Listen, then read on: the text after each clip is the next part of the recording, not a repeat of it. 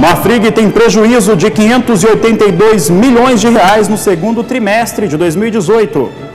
Colheita da safrinha de milho no Paraná atinge 60%. Consultoria Celeris afirma que exportação de soja pode chegar a 73 milhões e 500 mil toneladas na campanha 2017-18. E você acompanha no programa de hoje os desafios do FunRural.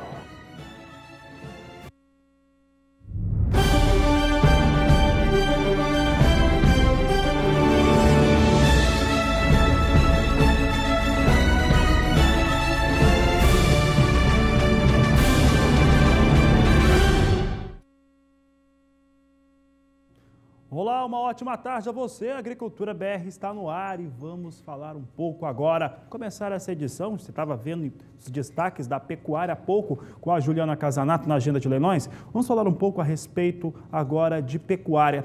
Isso porque houve uma retomada extremamente importante no mês de julho para os embarques brasileiros de carne bovina dos três tipos, in natura, miudezas e também industrializada. A alta frente, o volume exportado ao que acontecia há um ano é de 24%, enquanto que a receita subiu e subiu muito. É o que nós vamos destacar agora na Agricultura BR. Essa retomada começou em julho e as primeiras semanas do mês de agosto, de acordo com a Secretaria de Comércio Exterior, tem apresentado altas relevantes. Vamos ver então como é que vem as exportações brasileiras de carne bovina, aqui o que aconteceu nesse último mês, mês de julho. Você vê aqui um total de 159.004 toneladas, uma alta de 24% frente àquilo que aconteceu no ano passado, na mesma data, 127.787 toneladas. Os preços também melhoraram de forma significativa. A receita cambial, que no mesmo mês de 2017 atingiu 533 milhões e 500 mil dólares, subiu 58% para 840 milhões de dólares. Os números vão se apresentando extremamente positivos neste momento para os embarques brasileiros de carne bovina.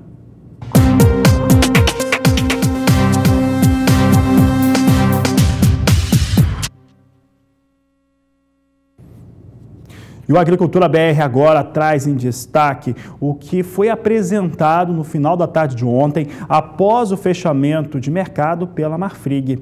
A Marfrig mostrou um segundo trimestre bastante complicado.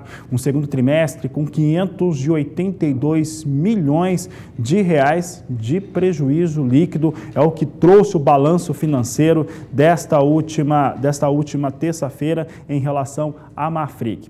A Agricultura BR vai mostrar agora no quadro Agroações como é que esse balanço financeiro ele tem afetado a Marfrig. É importante lembrar que todas as empresas, elas têm, as empresas que trabalham com frigorífico e que trabalham com carne bovina, carne de frango e também carne suína, mas principalmente carne de frango, teve um volume de afetação pouco maior nesse 2018 por conta do embarque chinês, dessa questão com a China, que tem criado uma nova tributação sobre a carne de frango do Brasil e, claro, ao preço dos grãos, que ficou bem mais elevado do que no último ano.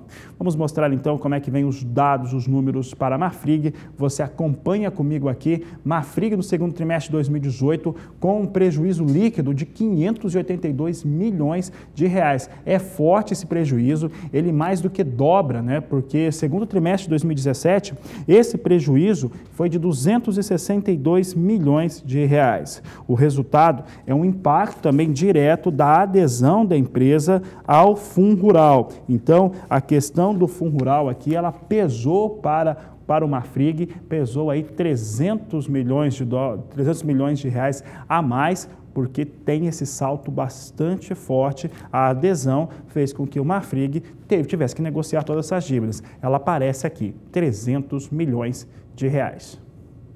A Agricultura BR agora fala a respeito do chamado EBITDA. Isso porque o EBITDA, que é o que acontece com a empresa, nos seus números, seus numerários, em relação ao que é colocado antes da depreciação, lucro e também outras formas, também subiu muito. Veja só os números aqui em relação à Marfrig. Você tem aqui abril a junho de 2018 e também abril a junho de 2017. Veja como tem uma diferença forte ainda.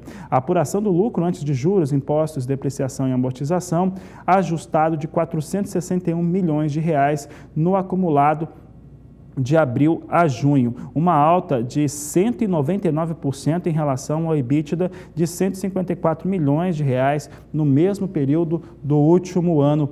Aqui nós temos então um ajuste, anual, colocando o trimestre, esse segundo trimestre, de uma forma bastante esclarecedora. A dívida do Marfrig e todos os fatores tiveram ali uma elevação muito forte. Então, o Marfrig, ele tem ali algumas situações que impactaram esse segundo trimestre. Entre elas, fator China. Outra, preço dos grãos e, principalmente, adesão ao Fundo Rural. Vamos saber, então, como que vêm sendo negociadas as ações dessa empresa agora, importante empresa do agronegócio brasileiro, ela que é negociada sobre a sigla MRFG3 na Bolsa de São Paulo. Acompanhe comigo, temos aqui os destaques para a Marfrig, negociada no dia 16 de julho a R$ 8,01. Chega no dia 17 ao seu melhor valor neste período considerado, R$ 8,35. No dia 30 de julho, recua a R$ 7,90. No dia 10 de agosto, recua para o seu menor valor, R$ 6,85. E nesse 14 de agosto, nesta última terça-feira, quando foi apresentado os dados em relação ao seu balanço financeiro, você observa aqui que é a R$ 7,16. Se há uma recuperação frente àquilo que nós estávamos comentando em torno da Marfrig para o começo do mês, tem uma queda, mas há uma recuperação frente ao que acontecia no último dia 10. A questão é, balanço financeiro da Marfrig traz esse fator de queda, aliás, de alta, muito forte para o seu endividamento líquido, e tem ali uma questão, o Fundo Rural, adesão ao Fundo Rural. Essa adesão ao Fundo Rural, pode ter certeza, já era precificada pelo mercado. Não é só a Marfrig que vai apresentar dados negativos por conta do Fundo Rural. Vamos saber agora como que o mercado reage à apresentação desses números ao mercado nesta última terça-feira. Aqui, os números que nós vamos mostrar já trazem essa reação. Então acompanha comigo aqui que Marfrig neste momento despenca. R$ 6,85 são os valores para Marfrig, uma queda de 4,33%, dados que são agora do mercado ao vivo. Você tem aqui a Bolsa de São Paulo ao vivo, trazendo queda para a Marfrig de quase 4,5%. Neste momento aqui nós temos então queda forte para os negócios com essa empresa brasileira. Eu mudo de assunto agora porque o Ministério da Agricultura, Pecuária e Abastecimento divulgou mais uma vez as suas estimativas para o valor bruto de produção da agropecuária. E esse é o assunto que nós tratamos no editorial de hoje, porque temos um VBP que deve chegar a 563 bilhões e 500 milhões de reais. Não há dúvidas que este é o principal fator de desenvolvimento ou de algum desenvolvimento econômico que se tem no país. Entretanto, nós temos aqui alguns desdobramentos que são importantes de serem considerados. Entre eles, os 563 bilhões aí do VBP, que deve encerrar o ano, tem uma queda de 2,2%. Tem também queda aí nos setores. Nós vamos ver agora como é que está concentrado a questão da pecuária e também da agricultura. A pecuária foi a que mais sentiu. E mais sentiu por quê? Primeiro, adesão do Fundo Rural. Não tenha dúvidas que esse endividamento que vai aparecer na indústria, que não estava fazendo, as indústrias não estavam fazendo essa contenção dos valores que o pecuarista, que o produtor rural estava pagando em nota fiscal, vai ter que acertar. Por isso que nós temos o endividamento maior delas. E isso mexe com o VBP. Fator China, fatores também outros que acabam impactando em todo o complexo agroindustrial, fazem com que a maior queda seja realmente no setor da pecuária. 5,5% de queda no valor bruto de produção da pecuária brasileira, considerando carne de frango, carne bovina, carne suína e todos os outros tipos de carnes, inclusive ovos. Na agricultura, a queda também, mas a queda bem menor, 0,6% de recuo, é o que nós vamos ver agora na tela. Você acompanha comigo na Agricultura BR como é que está essa situação do valor bruto de produção. Veja que aqui ele exemplifica aquilo que eu falava há pouco, um total de 563 bilhões e 500 milhões de reais, queda de 2,2% frente ao último ano. A pecuária é aquela que mais contribuiu para essa queda. O valor bruto da pecuária brasileira é de 179 bilhões 680 milhões de reais, um recuo de 5,3% aqui para a pecuária nacional. Já a agricultura tem um valor bruto de produção de 383 bilhões e 800 milhões de reais, uma queda de 0,6%. Aqui nós temos a agricultura perdendo também, mas perdendo pouco. Um dos motivos que nós começávamos o ano, com o Ministério da Agricultura falando de uma queda maior para o valor de produção e agora vai recuando em relação ao geral e principalmente à agricultura, são os valores da soja e também do algodão. O mesmo relatório do Ministério da Agricultura mostra que o algodão tem uma alta frente àquilo que acontecia ao valor bruto de produção do ano passado, bastante forte. Essa alta para o algodão, ela chega a ficar aqui a 43,2%, um grande destaque. Cacau também tem alta de 28,6%, mas o que puxou tudo para cima mesmo foi a alta de 9,6% sobre o principal produto do país, que é a soja.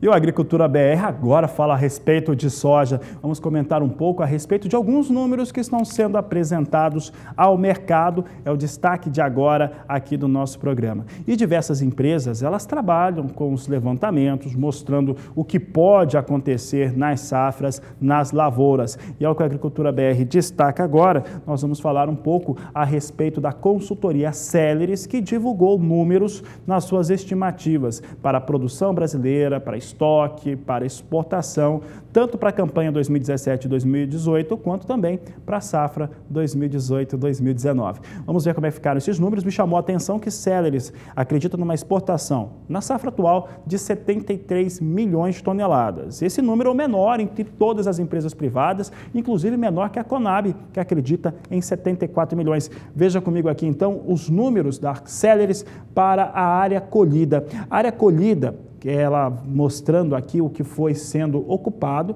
a área colhida com soja não é necessariamente a área que foi cultivada, mas tivemos aqui um resultado muito bom para a safra 17-18. O que quer dizer esse resultado? É que não teve muitas perdas no campo. Então aqui Celeris diz que na temporada 17-18 foram 35 milhões e 6 mil hectares, na 18-19 chegou a 36 milhões 170 mil hectares aqui.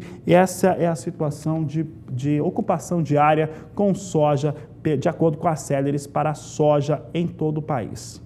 A Celeris acredita que o Brasil deve continuar elevando a sua produção. Se a produção brasileira deve alcançar, e muita gente já fala em 119 milhões de toneladas na campanha 17-18, que já está mais fácil de fechar aqui os dados, esse 13º levantamento da Celeris mostra que chega a quase 119 milhões de toneladas de soja e que passa dessa marca na próxima campanha. Veja conosco aqui então, temos aqui Celeris mostrando suas estimativas de produção. Você vê aqui que a 17-18 chegando próximo a 119 milhões de toneladas, 118 milhões e 800 mil toneladas de soja, enquanto que a campanha 2018-2019, 119 milhões 630 mil toneladas. Temos aqui a Celeris Consultoria trazendo os seus dados para o mercado.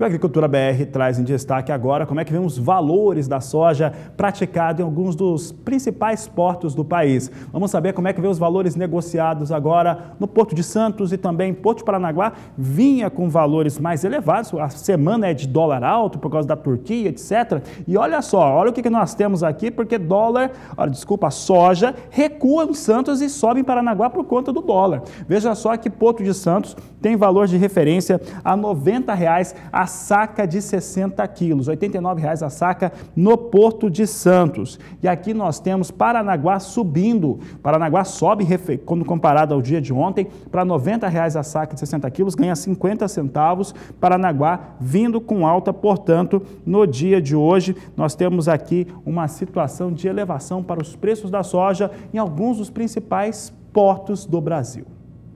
Eu continuo falando de soja porque se tem uma coisa que o agricultor faz bem, chama-se planejamento. Planejamento é tudo, planejamento garante melhor resultado, garante melhor investimento e principalmente rentabilidade.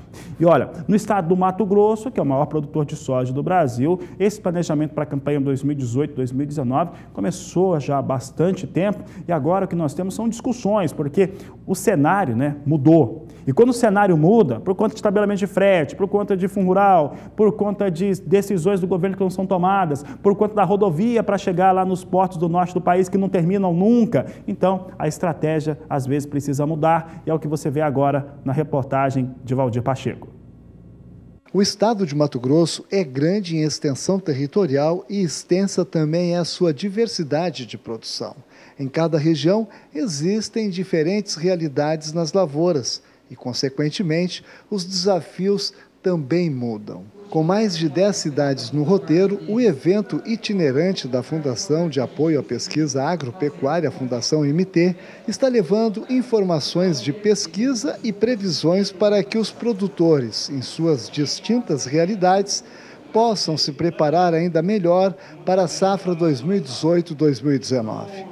É hora de plantar, um evento itinerante promovido pela Fundação MT, que visa percorrer as principais regiões produtoras de soja do estado de 13 a 24 de agosto, com o objetivo de trazer informações aos produtores rurais para o planejamento da safra 2018-2019. O evento aconteceu no Sindicato Rural e lotou o auditório com produtores rurais. O pesquisador da Fundação, Claudinei Capes, apresentou o tema relacionado ao solo e adubação, como o manejo do potássio em sistemas de produção. A busca por alta produtividade é o anseio de todo mundo, E existem diferentes maneiras para se alcançar lá, para chegar nesses níveis muito altos, E uma delas é o nosso alicerce, que é o solo.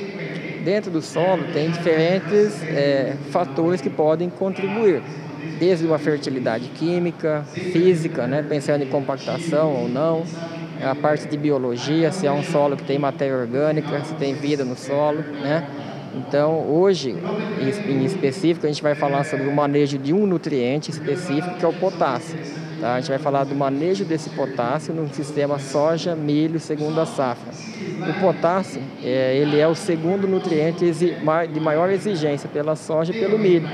E ele só perde para o nitrogênio. Então, devido à importância que esse nutriente tem no sistema, soja, milho. Os produtores estavam interessados em saber qual a previsão climática para a safra que se aproxima, principalmente como se comportará o clima no período em que se inicia o plantio da soja a partir do dia 15 de setembro. Essa safra passada foi uma safra muito boa, atingiu recorde de produtividade, principalmente de soja. O que aconteceu foi um atraso no início da última safra, do período chuvoso, mas depois o período se normalizou. E agora para essa safra o que vai acontecer é uma coisa um pouquinho diferente, A chuva, ela tende a chegar, a se normalizar esse período com chuva muito frequente só a partir de dezembro. Outubro e novembro vai ser um período muito irregular, principalmente na questão de distribuição espacial e temporal de chuva aqui para a região do Mato Grosso. Por que eu falo isso? A gente está se configurando um viés positivo aí de El Niño para esse ano, Então isso vai ter um impacto significativo aqui para toda a safra, principalmente o início do plantio, com esse atraso. O controle de doenças e o desafio no manejo da resistência foi apresentado pelo consultor técnico da Fundação MT, Fabiano Siqueri. Em relação ao assunto controle de doenças, é realmente estimular os produtores a fazer um manejo de resistência mais intensivamente através do uso dos produtos multissítio, não só os produtos específicos, não só para ferrugem, né, para as outras doenças também. E a gente espera que com essa insistência que a gente tem tido nesse assunto, os produtores comecem a modificar um pouco e a adotar cada vez mais esses produtos que vão ser importantes para preservar os demais fungicidas para o futuro. Valdir Pacheco para o SBA, Sistema Brasileiro do Agronegócio. Grande evento envolvendo produtores, um grande abraço a esse produtor aí do estado do Mato Grosso, sempre trabalhando, buscando alternativas aí para ter melhores resultados. Olha, ainda hoje eu vou mostrar como é que está a produção de milho lá no Nordeste do Brasil, no Sergipe, com o nosso colaborador, o Gleiton Medeiros, que mostra que a seca que bateu lá, olha, derrubou bem a produção de milho. Então, daqui a pouco você vê isso. Mas agora você vai saber como é que está essa previsão do tempo para as regiões Norte e Nordeste. Quem traz as informações é Juliana Rezende. Boa tarde, Juliana.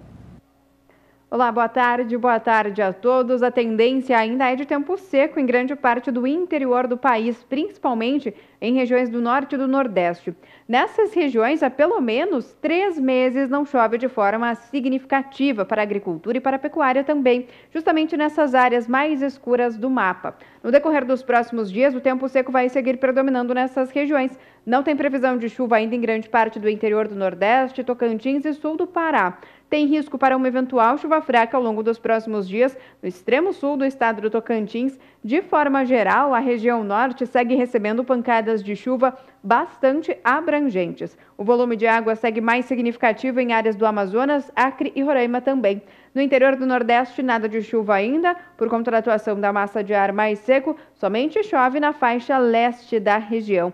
No decorrer da próxima semana, como essa massa de ar mais seco ela vai ganhar ainda mais intensidade, vai tomar conta de grande parte do estado do Tocantins, Pará, grande parte do interior do Nordeste, vai manter também o tempo firme nessas regiões, os dias ensolarados e com temperaturas bastante elevadas já nas primeiras horas da tarde. Previsão de chuva na faixa oeste da região norte, entre o Acre, Rondônia, Amazonas e Roraima, e no extremo norte do país ainda pode chover. Só que durante essa semana a chuva começa a perder intensidade aos poucos, e aí o acumulado fica um pouco mais baixo. Não deve passar de 5 milímetros o volume de chuva em apenas uma semana. No interior do Nordeste, o tempo seco segue persistindo e na faixa leste da região, a umidade que vem do oceano ainda garante pancadas de chuva no decorrer da semana, do dia 21 até o dia 25 de agosto. E até o final do mês, não tem previsão de chuva no interior do Nordeste. A massa de ar mais seco consegue avançar ainda mais pela região norte, garantindo tempo firme entre Rondônia, áreas mais ao sul do estado do Amazonas. Previsão de chuva somente no extremo oeste da região norte, extremo norte do país e ainda também no litoral da região nordeste, principalmente na faixa leste. Então, durante as próximas semanas, como a massa de ar mais seco vai tomar conta da região central brasileira, a tendência é de predomínio de tempo mais seco, chuva de forma mais frequente e duradoura no extremo norte brasileiro e na faixa leste da região nordeste. Daqui a pouco eu volto com mais previsão do tempo. Obrigado, Juliana. Olha, por aqui o Agricultura BR fala um pouco agora a respeito da soja sendo negociada lá na Bolsa de Chicago. Olha, trazendo o contexto do que vem acontecendo por lá. Sexta-feira, forte queda de mais de 4%, com o relatório de oferta e demanda do Departamento de Agricultura norte-americano, que foi considerado baixista. Sendo baixista, porque trouxe 126 milhões de toneladas, né, na expectativa de produção americana, mais de 7 milhões frente ao que se esperava mês passado, é claro que a soja despencou. Aí tivemos recuperações, 1% na segunda-feira, 1,5% nesta última terça-feira, e com isso nós tivemos ali uma situação de uma certa recuperação de metade das perdas. Vamos saber como é que vem soja negociada em Chicago agora. Nós temos soja em Chicago neste momento perdendo 1%, tá vendo? Tudo que ganhou ontem está perdendo hoje. Posição de setembro vem a $8,59 por bushel. Posição de novembro, $8,70 mais 4 bushel. Janeiro, $8,82 o bushel. E março de 2019, $8,93 por bushel. Assim vem com os números aqui em relação ao mercado futuro da soja na Bolsa de Chicago, mercado ao vivo nos Estados Unidos. Outro fundamento importante, não só para a soja, mas para todos os tipos de produtos que são exportados no país, é o dólar. E o dólar comercial, olha, já vou te falar que deu uma disparada hoje, chegou a testar R$ 3,92, perto de R$ 3,93. E aí você que está em casa vai se perguntar, mas Fabiano, por que está subindo? É a Turquia? Turquia tem parte na culpa nessa história. Turquia continua trazendo ali uma situação de influência sobre todos os mercados emergentes para o dólar subir. Entretanto, o principal fator para o dólar subir hoje, dólar comercial, dólar de uma maneira geral, é a corrida eleitoral no Brasil, os candidatos à presidência da República. Hoje, mais cedo, tivemos a apresentação dos números de pesquisa eleitoral do Instituto do Paraná. Esses números trouxeram alguns candidatos que são preferidos pelo mercado estagnados ou parados. É o que nós comentamos agora. De acordo com o Instituto de Pesquisa do Paraná, não houve muitas mudanças em relação ao posicionamento e principalmente a porcentagem de participação de intenção de votos. Em um cenário sem a participação do ex-presidente Lula, o candidato Jair Bolsonaro ficou parado com as suas intenções de votos em 23%. Marina Silva vem em segunda posição com um pouco mais de 13% em empate técnico com o candidato Ciro Gomes. A grande questão que incomodou o mercado é que Geraldo Alckmin do PSDB, também candidato à presidência da República, ficou estagnado nas pesquisas, deu nervosismo no mercado, porque pelo jeito tem preferência, tivemos então dólar disparando hoje no mercado nacional. Vamos saber como é que vem o dólar, hoje chegou a R$ 3,92, você tem aqui o dólar a R$ 3,92 mais 3, alta forte para o dólar, de 1,45% para a moeda norte-americana. Nós vamos acompanhar durante todo o dia a passagem do dólar aqui nas edições do Agricultura BR. Na última edição do dia eu falo como é que fechou a moeda norte-americana e se trouxe alguma estabilidade depois dessa apresentação de pesquisa nesta quarta-feira.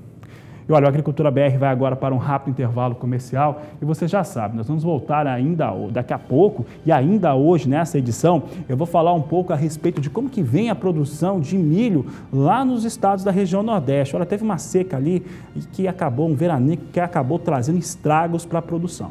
Você que está acompanhando a gente, olha, aproveita que nós vamos para o intervalo e entre em contato conosco. Mande sua mensagem no nosso WhatsApp. O número é 67996562266. A Agricultura BR vai para o intervalo e volta já.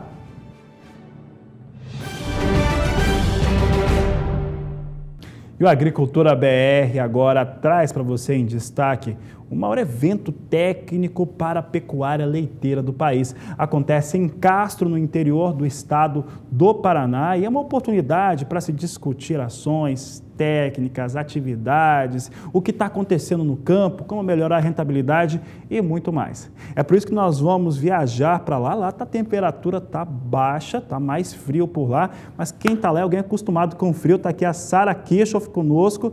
Sara, boa tarde, prazer tê-la de novo aqui na edição do Agricultura BR.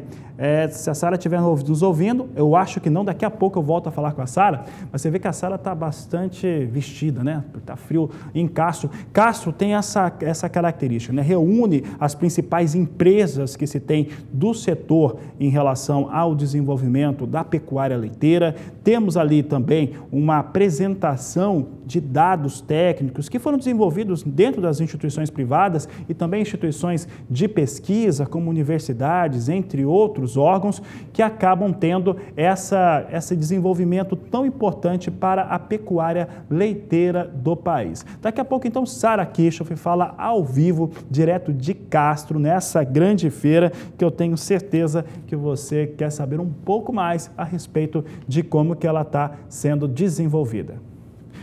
Por aqui, o Agricultura BR fala a respeito das ações que as instituições financeiras têm tido para atingir melhor o produtor rural. É o caso do Banco do Brasil, que desenvolveu um circuito para chegar até o produtor. Quem fala sobre o assunto é Caile Rodrigues. Campo Grande recebeu mais uma etapa do Circuito Agro do Banco do Brasil. Com a intenção de integrar o setor produtivo e o financeiro, o banco apresentou programas governamentais, dos quais é o maior executor, reforçando vínculos com os clientes. Investimentos esses em agricultura de precisão, em tecnologia e, obviamente, o Banco do Brasil, através da sua equipe técnica, agrônomos e profissionais comerciais, vai levar todas as informações necessárias para que o produtor rural tome a decisão mais adequada. Na oportunidade, foi falado sobre o FCO Rural, que foi retomado recentemente.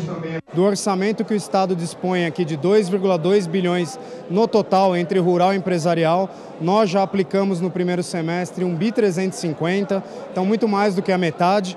Então o convite ao produtor rural é que, já que foi reaberta a linha numa condição extremamente satisfatória, a taxa de juros a 5,86 fixa, com bônus de adimplência isso cai para 5,67, prazos até 12 anos.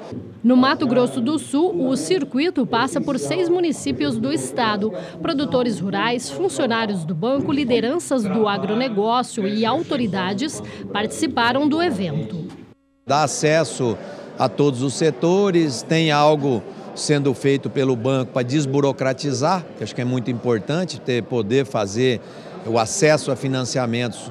O circuito apresenta ainda palestras técnicas com temas voltados à sucessão familiar, energias alternativas, armazenagem e LPF, entre outras tendências do agronegócio.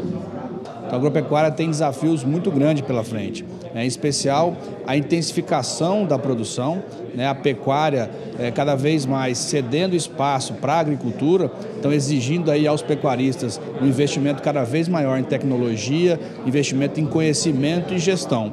Kaile Rodrigues para o SBA. Tá aí a Kaile Rodrigues trazendo essa informação. O circuito do Banco do Brasil Agro é um circuito bem interessante porque acaba trazendo, fazendo com que o produtor rural discuta esses temas e também discuta o que vem sendo colocado à disposição dele. Ali eu vi o meu amigo Lucas Galvão, ele que é da Casa Rural, do Senar, da FamaSul, ele falando a respeito dos espaços, só para que entenda o que o Lucas estava dizendo ali. Nós temos hoje uma pecuária que é cada vez mais moderna, uma pecuária cada vez com melhor resultado. Sendo assim, ela não precisa de tanto espaço para conseguir ter os mesmos resultados na produção de carne no Brasil. Na segunda-feira, eu acabei não fazendo o programa daqui hoje, na segunda-feira passada, a Juliana Comparim estava aqui conosco, ela voltou, volta e meia, ela volta aqui ao Agricultura BR. E conversava com o Zaidan, e o Jorge Zaidan, do Mais Pecuária, falava o seguinte, que o último levantamento do IBGE mostrava uma redução para pouco mais de 170 milhões de cabeças de bovinos no Brasil. E olha que todo mundo fala em 200 milhões, o IBGE vem com 170 milhões. A gente lembra que são dados de governo, esses números podem inclusive ser menores do que esse, mas exatamente reflete essa situação. Ocupação de áreas com a agricultura, com a floresta, com a silvicultura, mas não necessariamente uma redução na capacidade pecuária do Brasil.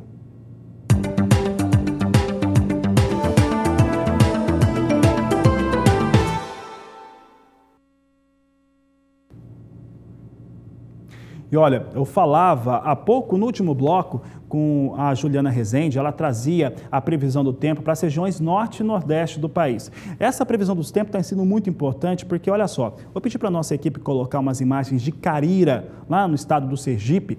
Carira, no estado do Sergipe, teve uma queda de produtividade no milho bastante forte. Se o pessoal tiver imagem, pode colocar no ar, por favor, porque mostra como é que Carira teve uma redução bastante intensa na sua produtividade e na qualidade da produção do milho. Essas fotos que vocês estão vendo foram feitas pelo nosso amigo aqui, nosso parceiro Gleiton Medeiros, ele que atinge ali a região do Cealba, Sergipe, Alagoas e Bahia, e ele mandou aqui as fotos porque as perdas foram muito grandes. Teve esse veranico por lá, atingiu a produção de milho de uma maneira que teve queda. Então, Sergipe, por exemplo, Alagoas, mesmo que estão tendo resultados cada vez melhores, do ponto de vista agrícola, está tendo que comprar milho fora, E aí o milho, da onde está vindo? Esse que é o principal principal fator.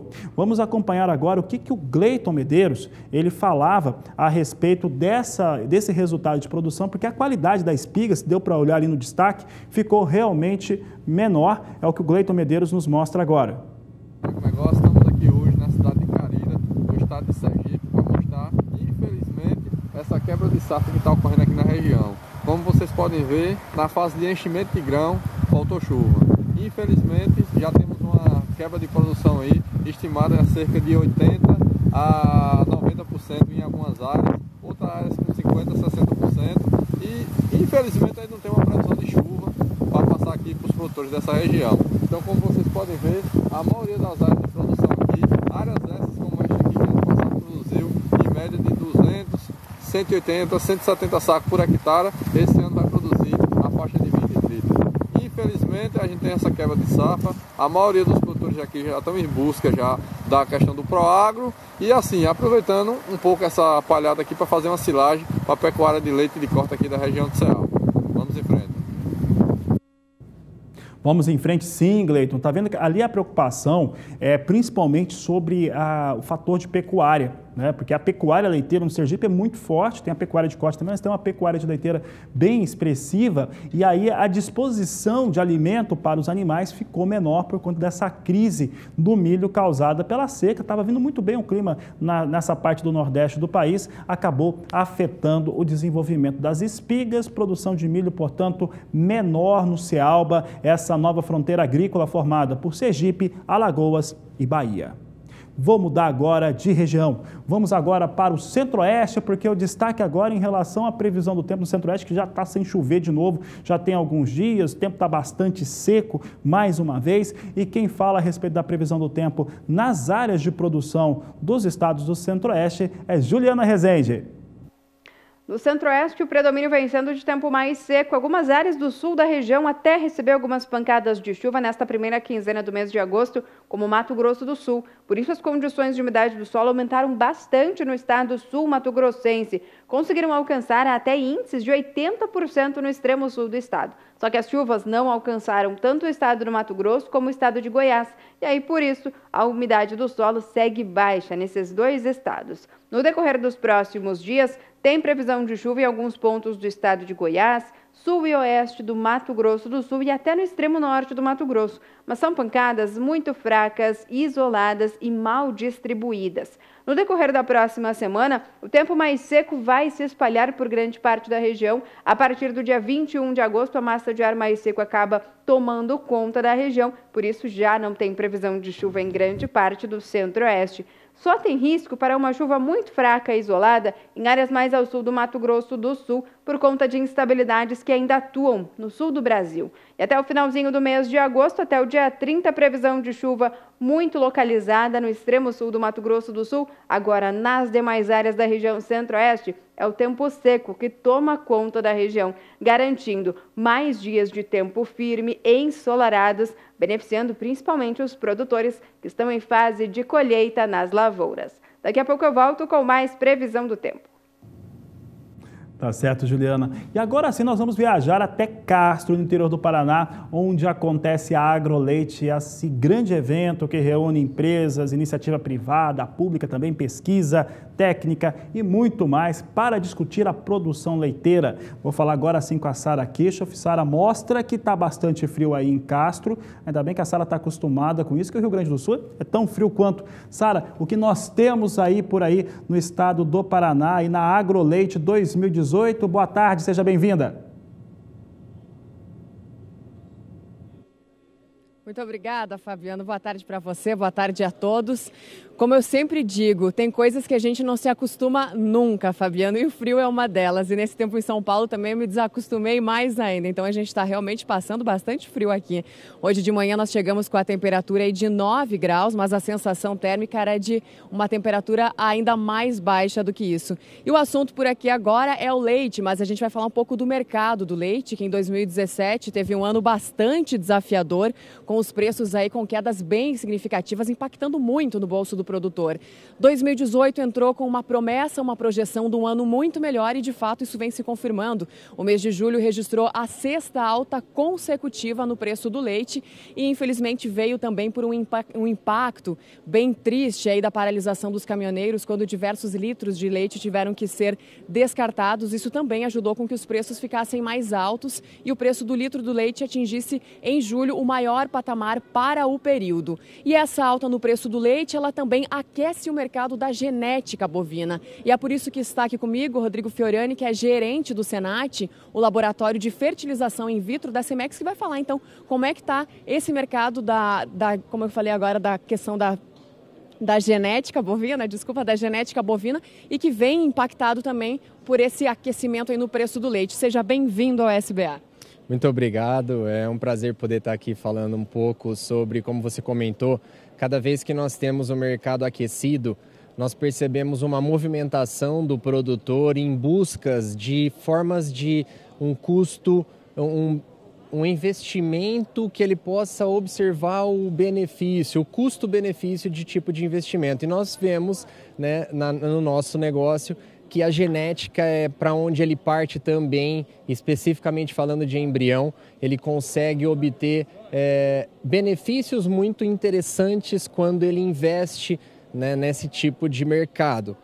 O que nós temos visto com isso é que mesmo no momento onde ele não tem passado ou não tem o mercado muito aquecido, onde ele percebe os resultados com a FIV, ele continua também investindo nesse negócio para a fazenda dele, implementando o tema embriões na sua genética para evoluir o rebanho, para obter melhores resultados e, consequentemente, maior produção. Rodrigo, claro que o produtor te ouve falar e ele quer saber em quanto tempo que ele tira esse investimento aí que ele faz. Hoje nós temos dados práticos de fazendas que estão conosco trabalhando por mais de 5 anos, onde na primeira lactação do animal, ou seja, a fertilização in vitro é um processo onde nós pegamos o melhor animal, a melhor doadora e acasalamos com o melhor touro. Como consequência disso, buscando o nascimento de uma bezerra que a gente fala que vai ser a futura vaca. Esse retorno no investimento vem na primeira lactação. O que nós temos observado, como eu comentei no início, na primeira lactação, ele paga todo o investimento e ainda já guarda um pouco de dinheiro no bolso. E a Semex está, inclusive, através aí do laboratório, com a iniciativa de começar algumas exportações, né? Agora eu queria que você falasse um pouquinho sobre isso. Perfeitamente. Uma das vantagens que nós temos aqui é de ter uma genética diferenciada. Com esse movimento da fertilização in vitro, a tecnologia cada vez mais comprovada cientificamente e na prática, com a colheita dos resultados, como a gente comentou agora, muitos países com climas semelhantes aos nossos vêm buscar a genética nossa. O Ministério, com um trabalho muito forte, também tem apoiado o Brasil no sentido de abrir protocolos de exportação. E o Senat, junto com a Semex, desenvolve cada vez mais tecnologias que eu costumo dizer que é a dose do embrião. Nós vamos começar não só a comercializar aqui o embrião direct transfer, ou seja, para que seja transferido diretamente. Ele vira como se fosse um sêmen. E é esse tipo de tecnologia que nós exportamos para vários países, agora, como eu disse, com a abertura dos protocolos. Tá certo, obrigada pelas suas informações. E toda essa tecnologia pode ser vista aqui na 17ª edição da AgroLeite, que começou ontem aqui em Castro, no Paraná, e segue até o próximo sábado, das 8 da manhã às 6 horas da tarde, com entrada gratuita. E a expectativa dessa edição é de receber mais de 60 mil visitantes. E a gente segue por aqui, eu e o cinegrafista Bruno Keitel, do Rio Grande do Sul, acompanhando de perto toda essa programação e trazendo para as lentes do SBA, Sistema Brasileiro do Agronegócio. Devolvendo o sinal para Campo Grande, é com você, Fabiano. Obrigado, Sara. Sara, já vou fechar um compromisso contigo aqui. Na próxima edição, terceira edição, a Sara volta no Agricultura BR, falando um pouco mais a respeito da AgroLeite 2018. E o Agricultura BR vai agora para um rápido intervalo comercial. Daqui a pouco nós vamos falar um pouco a respeito da produção de café, sobre os valores de mercado, é claro, porque é o tema do Agricultura. E você que está nos acompanhando pode e deve entrar em contato conosco. Manda sua mensagem através do nosso WhatsApp no 679-9656-2266. Nós vamos para o intervalo comercial, mas antes, olha, tem um recado extremamente importante dos parceiros do SBA. Com Fosfosal, o meu gado melhorou, o meu lucro aumentou e a vida sossegou. Bem-vindo à segunda temporada do Momento Fosfosal, o multimineral injetável que estimula o seu rebanho nos momentos de desafio da sua propriedade. E para essa temporada, preparamos para você uma série de depoimentos de pecuaristas por todo o Brasil que usaram e comprovaram a eficácia de Fosfosal, aumentando a lucratividade da fazenda. Acompanhe no vídeo.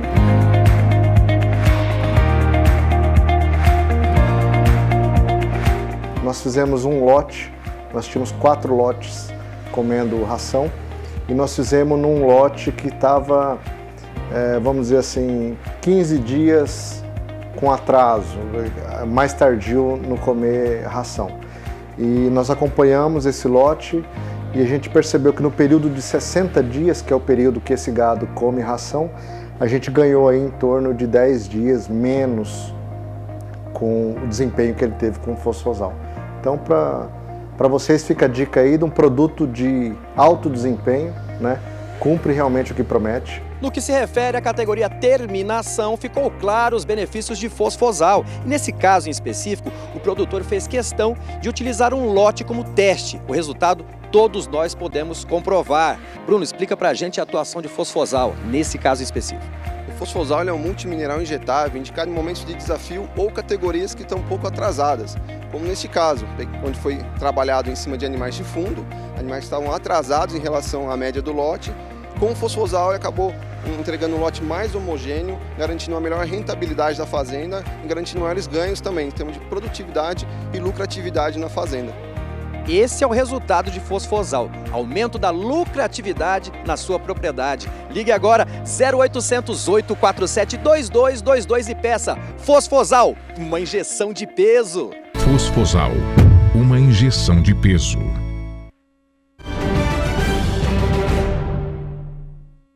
E o Agricultura BR traz em destaque agora o que acontece no Canal do Boi. Porque o Canal do Boi sempre traz para você informação, qualidade e oportunidades. E é por isso que eu vou agora viajar até Pirajuí para falar aqui com meu amigo, com esse rapaz aqui, está na tela aqui comigo, porque ele bateu o martelo. Foi uma semana inteira de ótimos negócios e o Catatal bateu o martelo em mais um leilão da Perfeita União, dos irmãos Toneto. E Catatal, resultados extremamente positivos para esse grande evento, para mais um leilão da raça Guzerá, que deu muito certo. Catatal, boa tarde, seja bem-vindo à Agricultura BR.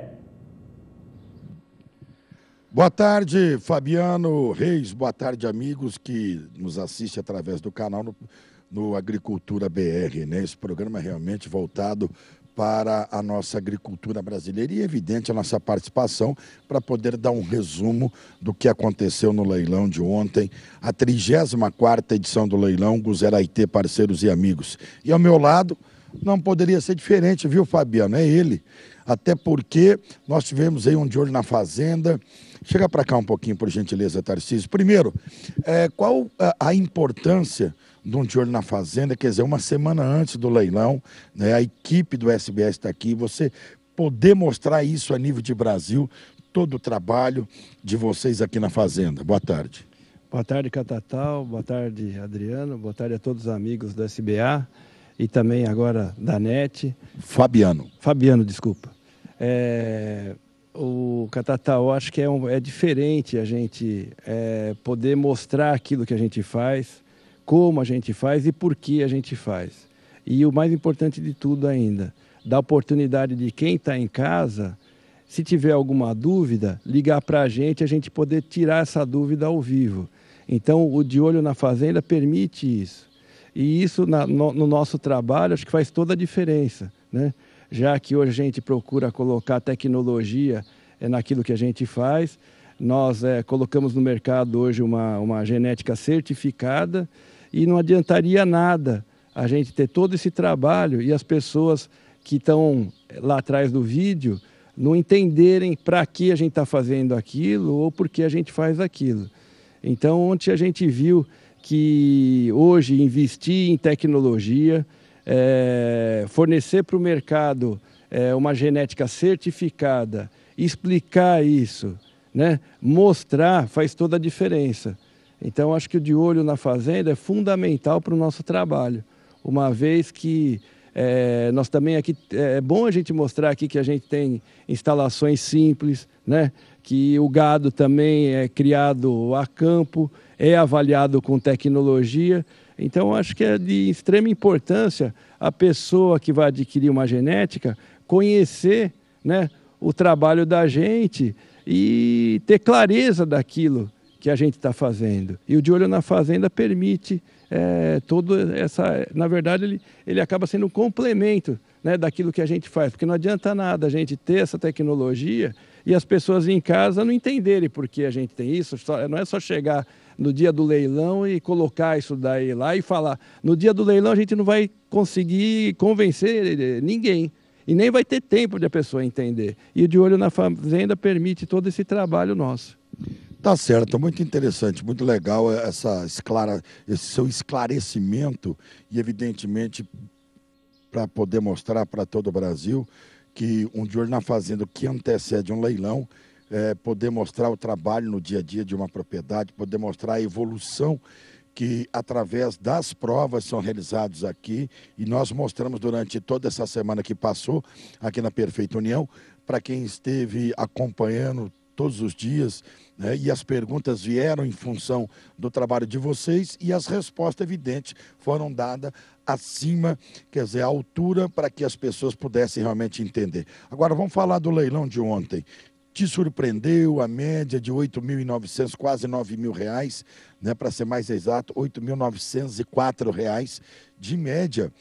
E te surpreendeu? Já você tinha essa expectativa, esse momento? O Catatá, ontem nós lançamos uma proposta nova, né, para o mercado. Nós oferecemos animais com média de 19 meses, animais bem jovens, animais com 535 quilos de média e 34 de CE. Então foi a oferta que nós fizemos até hoje, os animais mais novos que nós colocamos no mercado até hoje. A gente vem trabalhando há muito tempo já para funcionalidade e precocidade. Realmente nós conseguimos esses animais, hoje eles terminam mais cedo, eles têm a cobertura de gordura na carcaça hoje bem mais cedo do que tinha antes. Os andrológicos hoje dos animais bem jovens já estão muito melhores do que era antes, só que continuam sendo animais jovens. Mas dessa forma, o que nós estamos conseguindo fazer? Nós estamos conseguindo imprimir um ganho genético maior, certo? Num período menor. Nós estamos testando esses animais também aqui na fazenda e estamos acompanhando o resultado fora. E esses animais estão respondendo muito bem, né? Agora também as pessoas precisam acreditar nisso, né? As pessoas hoje viram que genética certificada faz toda a diferença, assim como na soja a gente planta com semente certificada há quanto tempo atrás, né?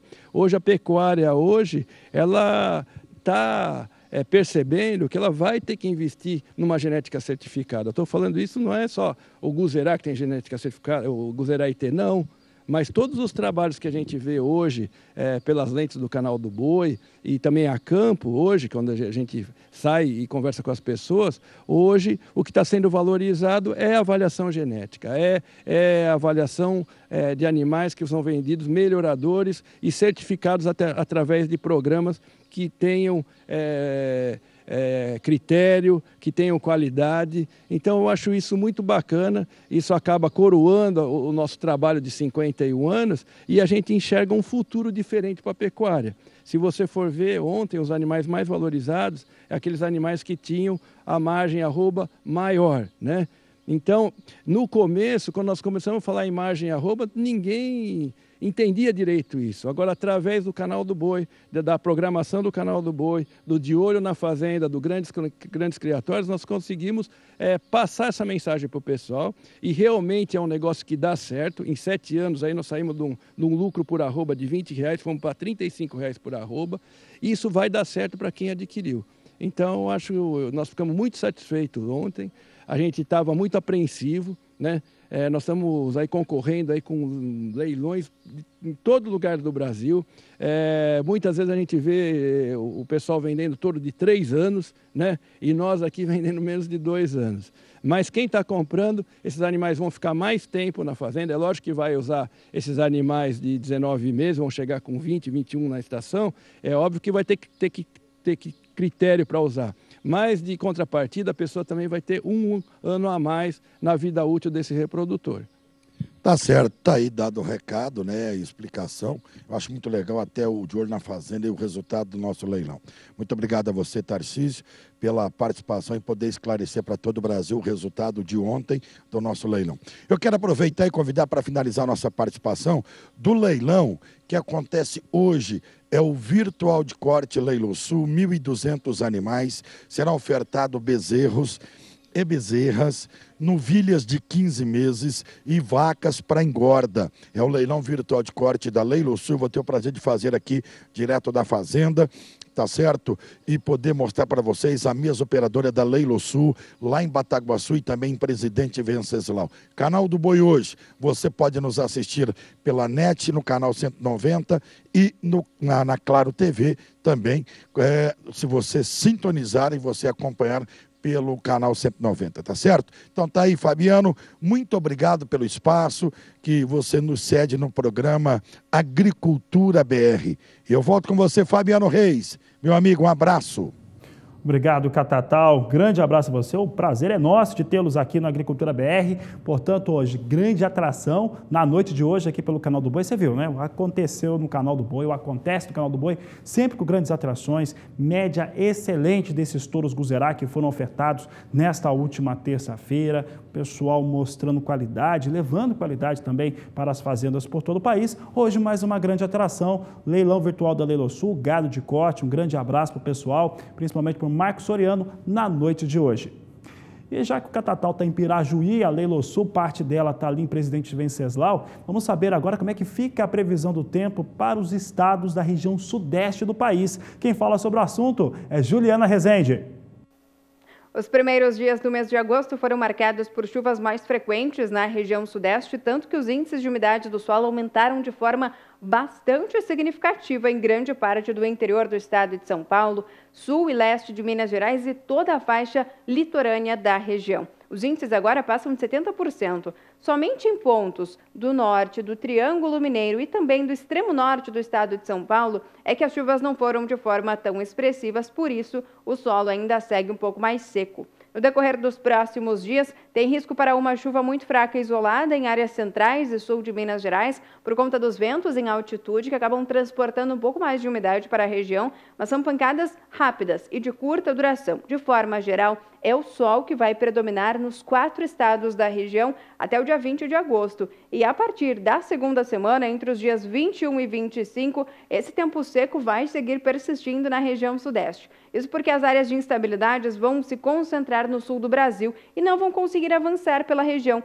Por isso, o tempo vai seguir firme em grande parte do interior de São Paulo, Minas Gerais, Rio de Janeiro também. Tem algum risco para chuva muito fraca e isolada na costa do estado de São Paulo por conta dos ventos que sopram do mar contra a costa. Também pode chover de forma bem fraca e isolada entre o Espírito Santo e até o nordeste de Minas Gerais. E até pelo menos o final do mês de agosto, até o dia 30, não tem previsão de chuva avançando novamente pela região sudeste. Então, essa segunda quinzena do mês de agosto promete ser bem mais seca do que a primeira quinzena do mês, onde os episódios de chuvas foram expressivos, conseguiram até superar o que era esperado para todo o mês de agosto. Então, os próximos dias prometem ser bem mais secos do que as semanas anteriores na região sudeste. Daqui a pouco eu volto com mais previsão do tempo. Obrigado, Juliana Rezende. Daqui a pouco a gente fala um pouco mais sobre clima aqui no Agricultura BR, porque nós vamos para o intervalo comercial. Daqui a pouco vamos falar que o pessoal da JBS disse que vai repassar nos produtos da Seara a alta do preço dos grãos. É daqui a pouco aqui na Agricultura BR. E o Agricultura BR você acompanha de segunda a sexta-feira, 3 horários, 5h30 da manhã, meio-dia, que é essa edição que você está vendo agora, que vai até às 13h25 e depois a partir das 17h20. Aí sabe o que eu estou querendo saber? Eu quero saber se você está acompanhando pela internet, pela parabólica, por alguma operadora, como a NET e também a TV Claro, que agora você acompanha em todo o Brasil. Então, manda uma mensagem para nós, manda no nosso WhatsApp, 67 99656 2266. E eu falo agora de um assunto que envolve pecuária e também agricultura. Isso porque a JBS informou que vai repassar no terceiro trimestre de 2018, já estamos nele, todas as altas dos custos dos grãos que foram registrados no segundo trimestre deste ano. De acordo com o JBS, mesmo com a alta dos preços desses produtos da unidade Seara, ainda assim os valores não compensaram a alta desses preços dos grãos. Um outro fator importante que foi destacado por JBS é que esses valores sobem a partir de agora para todos os produtos da Seara, que vai pegar e colocar, embutir no preço daqueles produtos que vão para a mesa do brasileiro todas as elevações dos preços do grão, que se elevaram por vários motivos, por valorização própria ou também por conta do tabelamento do frete. Um outro fator que eu lembro, eu falava disso há 2 semanas, é que JBS havia negociado para chegar em suas unidades Fabris, no estado de Santa Catarina, uma carga de 60 mil toneladas de milho vindo da Argentina. De acordo com os executivos, era mais barato comprar lá do que comprar dentro do próprio país. Olha, eu vou trazer agora uma entrevista que fala a respeito do Fundo Rural e dos seus desdobramentos. Walter Pulga Júnior conversou com um especialista que explicou um pouco daquilo que tem acontecido com o Fundo Rural. Os últimos desdobramentos têm mostrado algumas empresas que conseguiram liminares e também como que isso acaba chegando ao produtor rural brasileiro. Acompanhe. Se o produtor ou empresas do agronegócio devem ou não pagar o Fundo Rural, ainda há algumas dúvidas, embora haja uma legislação já reconhecendo, né, a constitucionalidade da cobrança do Fundo Rural, tanto de produtores como de empresas do agronegócio. Mas ainda restam dúvidas e o STF, o Supremo Tribunal Federal, deve decidir esse assunto de novo, ou mais uma vez discutir esse assunto. Ao meu lado, o advogado Joaquim Ferraz, tributarista, que vai comentar a situação hoje, o que deve ser feito pelo produtor rural diante dessa situação. Obrigado por ter vindo participar do nosso programa, doutor Joaquim. O que fazer, ainda muito em definição, em relação ao Fundo Rural? Pulga, o Fundo Rural segue como um dos tributos mais conturbados, mais discutidos da história da República. Apesar da decisão do STF, que considerou constitucional a cobrança do Fundo Rural a partir de 1º de janeiro de 2018, ainda existe na Justiça bastante discussão, bastante litígio acerca do passado, do passivo do Fundo Rural, mesmo tendo o STF decidido que esse tributo, neste período de 5 anos anterior a 1º de janeiro de 2018, é devido. E eu separaria o assunto Fundo Rural hoje em dois frontes. Eu adotaria um critério temporal de divisão para discutirmos o que o produtor rural deve pensar, como ele deve se subsidiar de elementos para tomar a decisão de que comportamento tributário e fiscal ele adotará. O primeiro deles é a partir de 1º de janeiro de 2018. Não se discute mais que o tributo atualmente vigente, que o fundamento legal para a exigência do Fundo Rural hoje, ela é devida, ela está aprovada pelo Congresso Nacional, através da via eleita adequada e considerada constitucional pelo Supremo Tribunal Federal. A discussão ainda é sobre o passado, sobre o passivo que surpreendeu a todo produtor rural e empresário do meio rural com a cobrança retroativa de um tributo que, durante a última década, praticamente, era considerado inconstitucional pelo STF. Ou seja, o produtor rural não guardou esse dinheiro, não provisionou essa dívida e não está preparado para realizar esse pagamento. Até porque, como todo mundo sabe, a margem líquida da atividade rural é extremamente pequena, apertada e não gera resultado econômico suficiente para pagar um conteúdo econômico compatível com o tamanho do Fundo Rural retroativo a 5 anos. Nós tivemos um parcelamento desse passivo, o governo propôs, facilitou, mas a adesão foi muito pequena, doutor. A adesão ao PRR, ao Programa de Regularização Rural, é incipiente, para não dizer nula. Tanto que o governo agora, essa semana, está enviando uma medida provisória para prorrogar o prazo, que se encerraria agora no final de outubro, para dezembro, exatamente tentando usar esse período para convencer o produtor rural a fazer a adesão. Mas o momento ainda é muito conturbado sobre esse passado.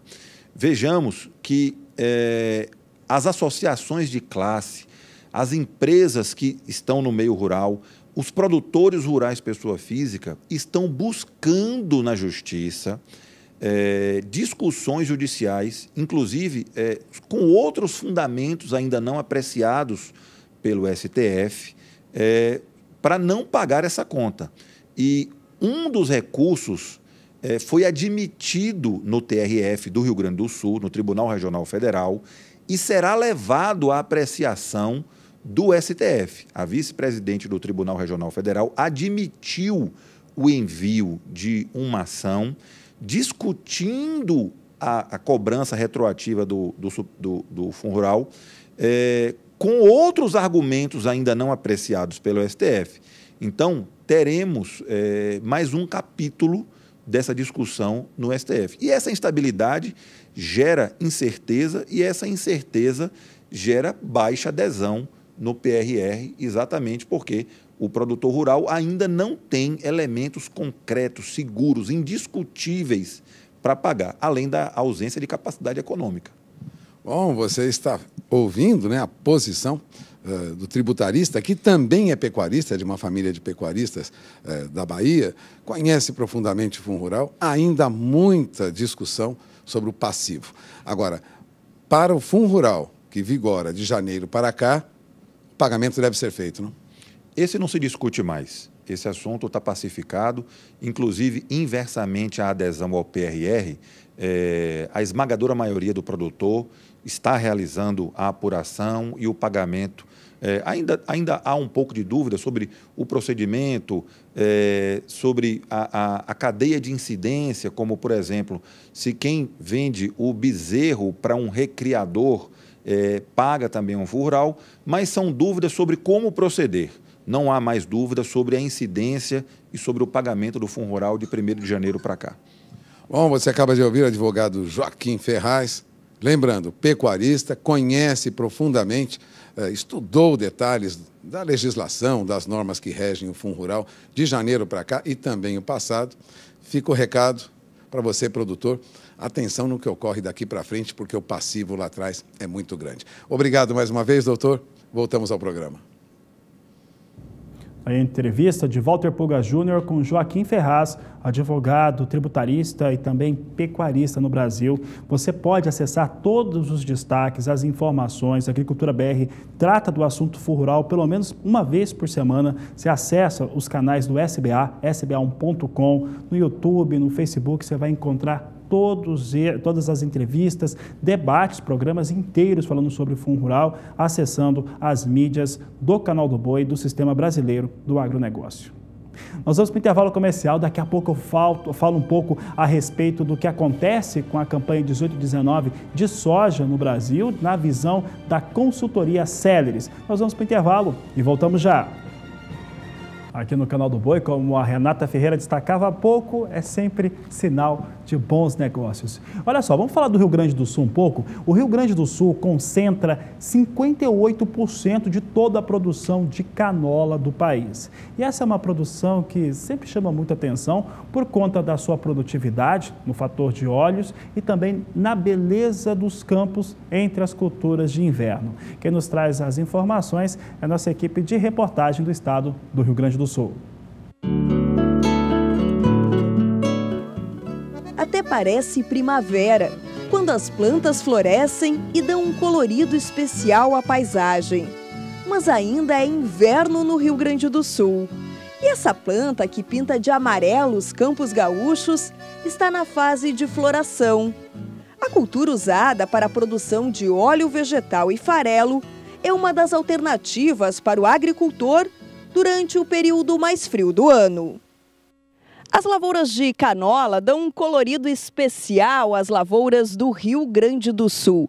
Mas a cultura ainda é pouco tradicional e depende muito do clima para ter uma boa produtividade. Nessa safra, o estado gaúcho plantou cerca de 38 mil hectares de canola. A maioria das áreas com seguro agrícola, porque o clima é decisivo e qualquer intempérie pode provocar prejuízos irreversíveis. Um grande problema da canola é a colheita, a deiscência que há da sílica, né? Ela acaba com um vento forte, no momento que ela está pronta, ela acaba às vezes você perdendo 70% da cultura. Então, realmente é uma cultura que nós precisaríamos realmente investir em pesquisa, em novos híbridos, em híbridos produzidos aqui no Brasil, para nós aproveitar, talvez, esse nosso inverno aí e produzir algum grão, né? Cultivada desde 1974 no estado gaúcho, a canola ascendeu economicamente nos últimos anos. Atualmente, o preço coincide com o da soja, cerca de R$ 70 a saca de 60 quilos. Mais investimentos em pesquisa ajudariam a desenvolver variedades mais resistentes e, consequentemente, uma área maior a ser cultivada, já que os custos de produção são mais baixos que de outras culturas de inverno. A canola, eu acho que nós teríamos que ter mais pesquisa. Hoje, os híbridos que nós utilizamos aí são híbridos importados, que são testados aqui, claro, mas não são produzidos, não tem nenhuma empresa obtentora de híbridos de canola no Brasil. Talvez se a área aumentasse um pouco, houvesse interesse, né? E aí eu acho que seria o ideal. E também que nós tivéssemos mais pesquisa, com manejos melhores, né? Empresas brasileiras incentivam a pesquisa e têm oferecido garantia de compra da produção dos grãos produzidos no Pampa Gaúcho. Até porque, para suprir a demanda nacional, o Brasil precisa importar canola de outros países, sobretudo do Paraguai. Bonita reportagem de Annelise Nicolodi mostrando um pouco da produção de canola no Rio Grande do Sul. E olha, já que estamos falando do Rio Grande do Sul, há pouco a Sara estava em Castro, ao vivo, no interior do Paraná, mostrando o agroleite muito frio, 9 graus no momento por lá. Vamos saber como é que vem a previsão do tempo. Qual que é a expectativa da previsão para a região sul do país? Quem fala sobre o assunto é Juliana Rezende. Na região sul, as condições de umidade do solo seguem elevadas na maior parte. Isso porque as chuvas no sul do Brasil vêm sendo frequentes. Por isso, os índices de umidade passam facilmente de 90% no Rio Grande do Sul. Entre Santa Catarina e Paraná, a umidade alcança até 80%. Para os próximos dias, tem risco para chuva retornando para a região sul. Ainda é uma chuva bem fraca, isolada, principalmente entre Santa Catarina, Paraná até o norte do Rio Grande do Sul. Agora, em áreas do oeste até o sul gaúcho, é onde as pancadas já começam a ganhar força aos poucos. E aí o volume de água também fica um pouco mais elevado, alcançando até 15 milímetros entre os dias 16 e 20 de agosto. No decorrer deste período, o friozinho já vai começar a perder força na região sul, tanto que as temperaturas mínimas agora ficam em torno de 7 a 8 graus, sem risco para geada. E no decorrer da próxima semana, a chuva vai seguir atuando nos 3 estados da região. Áreas de instabilidades persistem no sul do Brasil, acabam garantindo pancadas de chuvas mais duradouras. Não vai ser uma chuva tão forte e volumosa, são pancadas mais rápidas, mas ainda que garantem boas condições de umidade do solo. E no decorrer deste período, a tendência é de temperaturas ainda em elevação, mínimas na casa dos 10 graus em áreas mais elevadas do estado de Santa Catarina. Então, na região sul, a tendência é de um tempo bastante instável no decorrer dos próximos períodos, mantendo o solo com bastante umidade, garantindo bom desenvolvimento para as culturas de inverno. Agora, em relação ao frio, já começa a perder força, não tem mais risco para geada na maior parte da região sul. Hoje eu encerro por aqui a minha participação. Até mais! Até mais, Juliana Rezende. Ela volta na edição das 17h20 do Agricultura BR. Por aqui eu vou para o último intervalo comercial aqui do Agricultura BR. Daqui a pouco falo sobre soja, enquanto nós vamos ali rapidinho, menos de um minuto. Você aproveita para mandar uma mensagem, foto, vídeo da sua produção no nosso WhatsApp, no 67 99656 2266. E o Agricultura BR traz agora mais destaques a respeito do levantamento de safra apresentado pela consultoria Celeris nesta última terça-feira. Em torno das expectativas de exportação, Celeris adiantou 1 milhão de toneladas a mais de soja a ser embarcadas entre julho e agosto. Veja só que sobe o posicionamento de Celeris, em agosto chegando a 73 milhões de toneladas, eram 72 milhões de toneladas estimadas no último mês de julho, de acordo com a empresa de consultoria. É uma das menores entre todas as empresas privadas, essa estimativa. Celeris mostrou ainda que houve uma elevação nos últimos 10 anos de mais de 60% nos embarques de soja do Brasil. É o que nós vemos agora. Você tem aqui soja e o que acontecia na campanha 18-19. Você vê que é 73 milhões de toneladas agora e foram 28 milhões 560 mil toneladas na temporada 2008-2009. Destaque agora para a Agricultura BR fica por conta do fator de produção. A Agricultura BR mostra agora quais são essas estimativas. Você tem aqui resgatado agora 118 milhões e 800 mil toneladas. Celeris corrigiu ligeiramente para baixo aqui a sua expectativa de produção no Brasil. O último gráfico que eu destaco fica por conta dos estoques. Vamos saber como é que são os estoques de acordo com o Celeris, porque são baixos. Você vê aqui agosto trazendo uma expectativa de 1.620.000, em julho eram 2.650.000 toneladas de soja na expectativa de estoque. Sabe por quê? Porque está se exportando e se consumindo muito mais. Vamos saber como é que vem soja em Chicago. Rapidamente você acompanha comigo o que vem acontecendo. O mercado ao vivo está caindo soja no Chicago, mas agora cai menos de 1%. As posições são negociadas abaixo de $9 o bushel. Na edição das 17h20 eu falo um pouco mais a respeito disso. Turquia e a pesquisa eleitoral divulgada hoje, que não mostra o candidato preferido do mercado subindo nas intenções de pesquisa, fez com que o dólar subisse, desse uma disparada hoje. Vamos saber como é que vê o dólar comercial, o mercado ao vivo, dólar em alta, mas agora uma alta menor. Dólar sobe, R$ 3,90 mais 6, alta de 1,01%. É com essas informações que eu encerro essa edição do Agricultura BR. A todos uma ótima tarde. Voltamos às 17h20, porque você já sabe, este é o Agricultura BR. A inteligência e a transparência do agronegócio sempre com você. A todos uma ótima tarde e até mais.